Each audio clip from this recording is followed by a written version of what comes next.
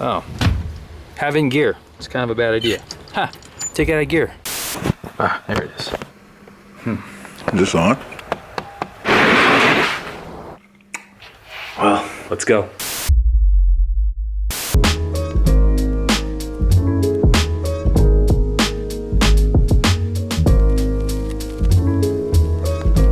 Here it is, my 1971 GMC 3-door carryall Suburban. Why do I have this? It's a family hauler, eventually become a tow vehicle for the 55. Gunner, what do we name this car? The battle bus. The plan is to rewire it.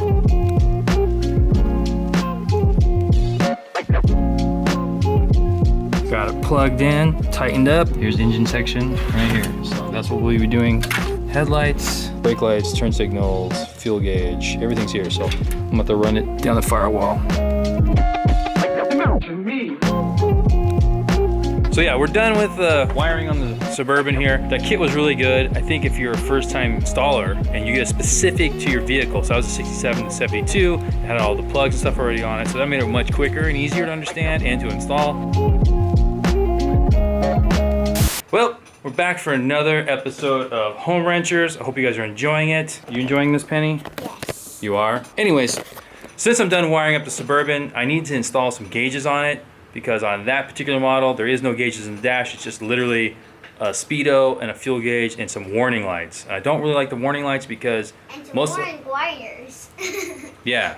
And I don't want to use the warning lights. One, if they're burned out. Two, if you're on the warning light, it's probably already too late. So we're gonna go ahead and install some gauges on here. I got a real simple gauge cluster. Here, Penny, you can hold the camera now. We got oil pressure, voltmeter, and a water temp gauge. We're gonna put this in the dashboard and then we'll wire these up. And you know what else we're gonna do today? What? Well, we're also gonna go ahead and put in an actual door locks, because when I got this truck, I only had the ignition key. They lost the door keys. Oh! Yeah! So I could never lock the truck. So we're gonna do that. And we're also gonna replace the glove box. That's what we're gonna do now, since the first episode we went ahead and rewired the entire truck. And everything works great right now. I'm really happy about it. And today I'll have my helper here, Penny, run camera op for me. And we'll run across Gunner sooner or later when he's done playing Modern Warfare. So let's go. Back to the truck. Oh, you got the camera now. Okay. Well, it looks like someone had gauges here already, because that's where there's already holes. So we'll probably put it right here. Yeah. There's already holes right here. So anyways, so okay, let's find some hardware to mount this. And then this will be pretty straightforward. Thanks, Penny. We'll come back and check in with everybody in a little bit, all right? Okay. Okay.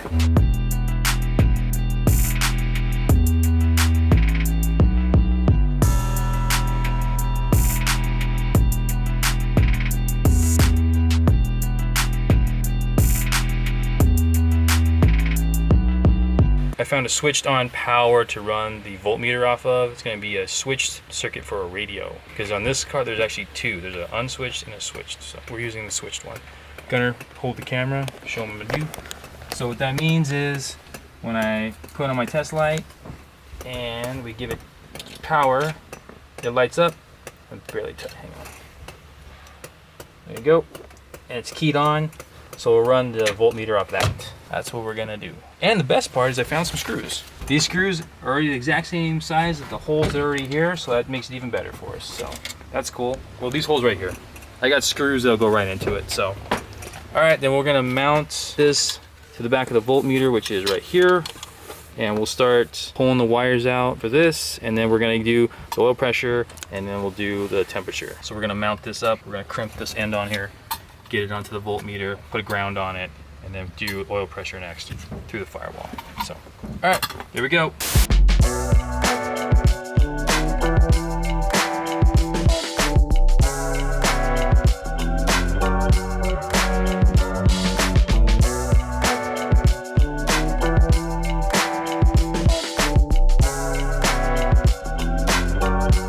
All right, so there you go. Panel's mounted.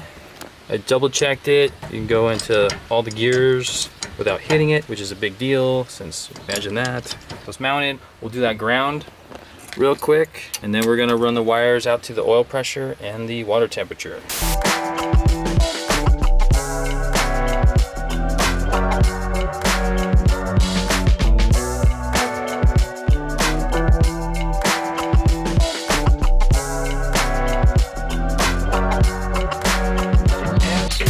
Okay, gauges are hooked up. Let's fire up the truck and make sure everything works. Awesome. Oh, having gear. It's kind of a bad idea. Ha! Take it out of gear. There you go. All right, so oil pressure is getting there. Bolts are good. That's looking like that's all we're gonna get oil pressure. Oh, it's going up. All right, good. Okay, there you go. Gauges are wired successful. I'll check to make sure there's no, hang on. There you go. Gauges are wired successfully. And we'll make sure there's no oil leaking out of the tube on the back of the engine block. And then we can move on to the door locks and the glove box. There you go, let's do that. Okay, well, took the door panel off. And you can see right here is the actual door lock. That guy right there, hang on, let's see if I can get that in there. That red clip, that's the only thing that holds it in place. So we're just gonna slide that clip out and take it out. That's it. And I'll put the new ones in. Why am I putting new door locks in? Simple, I only had one key. It was like for the ignition only. I was never able to lock this truck up ever. And now since I plan on driving it a lot more and taking it places, it'd be good to lock it up. So let's do these door locks real quick. All right, let me just struggle with this a little bit. Okay, there's the clip. And here is the door lock. I gotta pull this clip off to put this adapter on here on the new lock. Now, I guess you could be like, hey, can't you just get this tumbler rekeyed? I tried that on the 64 Nova wagon. I had a tumbler for the tailgate I wanted to be rekeyed. I gave it to a locksmith and they had it for 3 weeks and they gave it back to me saying I couldn't figure out how to do it. So I'm just doing it this way. Brand new lock, new key, whatever. Just gonna show you how I took this apart real quick. I used a pick to get underneath this ear right here, pull it up, and then with my other hands I'll push this up. And this guy's supposed to come out. There you go, got it, there you go. That's it. I'll get the new lock, reinstall. Let's go get the lock. There we go. Put this on there like this. Get this guy on here like this. There you go. You turn it like this. You push this guy back down. And there you go, new lock. Put it back in, I'll put the gasket on, it's clear, and I'll put it right back over it and put the clip back on it, I have a new lock. I'll use the original clip for it because it fits so well. Make sure you get the gasket over it, and gasket's on, and we'll put it back in the hole like this. And bring the flashlight over here so we can see, and there you go, back in there. I'll put the clip back underneath it and hold it in place. Door locks are done.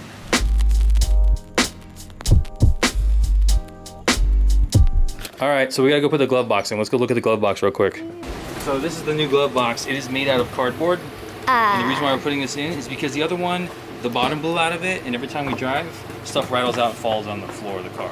So as you can see, this thing is falling apart. I don't know what happened. I think it's from the rain, because as you can see, all the rust that came through here. So this is kind of cool. It has like everything about it, what the options were. They don't do this anymore in cars. So Yeah, that was a long time ago. as you can see, that's why we're replacing this, because look, it's just crumbling. Is that cardbox? It's cardboard. Oh. So this is what's held inside the cardboard right here, and it ripped out because the other cardboard broke. So, all right, here we go. Just put it in. I think it goes, oh boy. How are we gonna put this There you in? go. We got it, we got it, we got it. Until it started breaking. Yeah, we don't want it breaking. Look at it, nice clean glove blocks. Glove blocks. Glove blocks. There we go. That's not good. Yeah, we're already breaking our new glove box. Sick. Yeah. That's a bummer. All right, well, Gonna have to live with it.